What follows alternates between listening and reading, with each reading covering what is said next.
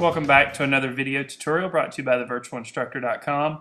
Today we're finishing up our compositional study series with part 3, where we're talking about the golden mean, also called the golden proportion, and the rule of thirds.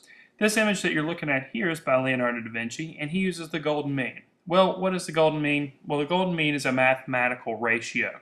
And basically it says that C, which is A plus B, is proportional to A the same way A is to B.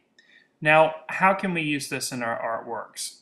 Well, we can use it when we crop our picture planes in one way, but we can also use it when we determine the position of subjects or objects in our artwork. Here's the image that we just saw by Leonardo da Vinci, and you can see the way he placed objects on here is relative to the golden mean. Now, if we use the golden mean to split up our picture plane, like seen here, we create what is called golden points. Now, golden points are places in our picture plane where we can place important subjects. Okay, so we can use the golden mean not only to crop our picture plane, but also to determine where we're going to place subjects. Now, let's look at 3 pieces of artwork and see if you can determine which one uses the golden mean. Here's the first image. Here's the second composition.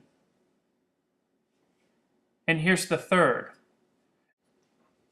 Looking back at our graph of the golden points, did any of those compositions seem like they'd used the golden points? It wasn't the first one. The first one placed the subject matter dead center. That's not a very good composition for the subject matter. The second one put the subject matter to the far right, which made it heavy on the right. If you said the third one, you were correct. The third one made use of the bottom right golden point that was created by using the golden mean. Here it is in a graph. The golden point is created by using the golden ratio or the golden mean.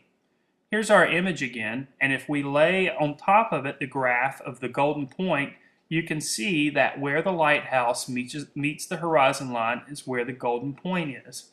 This is going to create a more aesthetically pleasing composition. Now, using the golden mean can be a bit complicated because there is some math involved. If it's too much for you, you may choose to use the cousin of the golden mean, or the rule of thirds. The rule of thirds is where you take a picture plane and you break it into 3. You break it into thirds. This is shown by the graph that's on your screen now. If this was your picture plane and you broke it up to thirds, you'd have something like that. Now let's look at a composition. Here's a silhouette of a tree, and there's a horizon line. This image uses the rule of thirds to create the composition.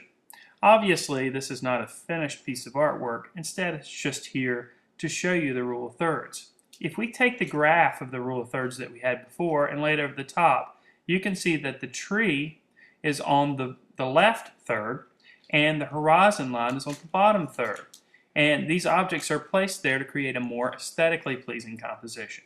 So, you can use the golden mean, you can use the rule of thirds, all to create a better composition, a more aesthetically pleasing composition. This has been another video tutorial brought to you by thevirtualinstructor.com.